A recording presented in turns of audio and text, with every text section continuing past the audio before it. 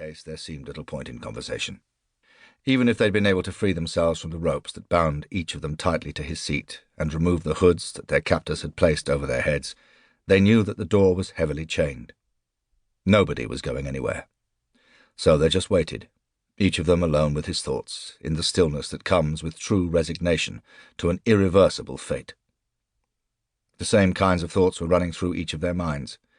Wistful thoughts of wives and girlfriends they wouldn't be seeing again. Memories of good times. Each of them knew that he'd had a good run. It tasted bittersweet now, in retrospect, but they'd all known this time would come round eventually, one way or another. They'd all known who they were dealing with. In the world they'd long ago chosen for themselves, it was just the way things were. As long as it was over quickly, that was all they could ask for now.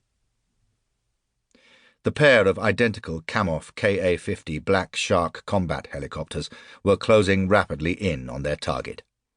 Behind their mirrored visors, the pilots calmly checked their readouts and readied the weapons systems that bristled across the undersides of their aircraft. 2 kilometers away, their automatic laser-guided target tracking systems locked in, and a sharp image of the shack appeared simultaneously on the monitors inside each cockpit, enlarged enough to count the links in the chain that was padlocked to the door. The pilots armed their missiles and prepared to fire. There had been no word from base. That meant the operation was a go. The pilots hit their triggers and felt the recoil judder their aircraft as their weapons launched simultaneously. Just under 3 meters long and weighing 45 kilos each, the Vickar anti-tank missiles could travel at 600 meters a second. The pilots watched them go, hunting down their target with deadly accuracy.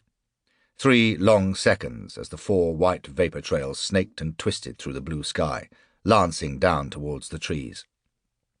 They hit, in rapid succession with blinding white flashes, as the fragmentation warheads detonated on impact. The shack was instantly blown into pieces of whirling debris. The pilots closed in on the smashed target and activated their side-mounted 30mm cannons. It was complete overkill. But this was a demonstration, and the boss was watching. The boss wanted it to look good, and if the boss said he wanted a show of firepower, he'd get a show. The machine cannons raked and strafed the ground with hammering shellfire. Billowing clouds of dust were churned into whirling spirals by the downdraft of the rotors as the choppers roared over the devastated scene.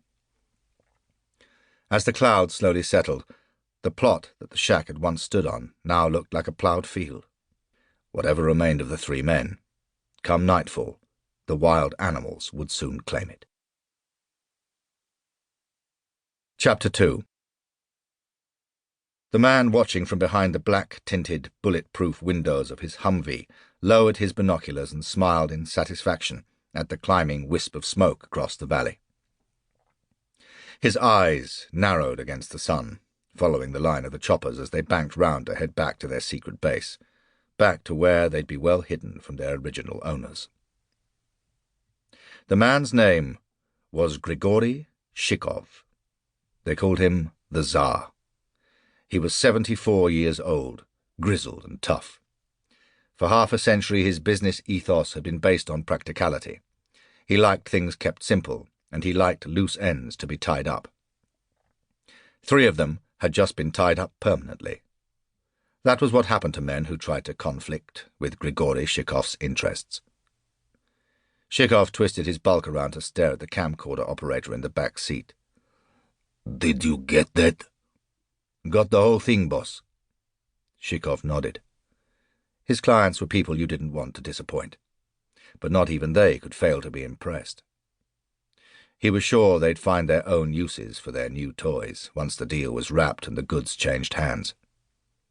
The negotiations were in the closing stages. Everything was looking good.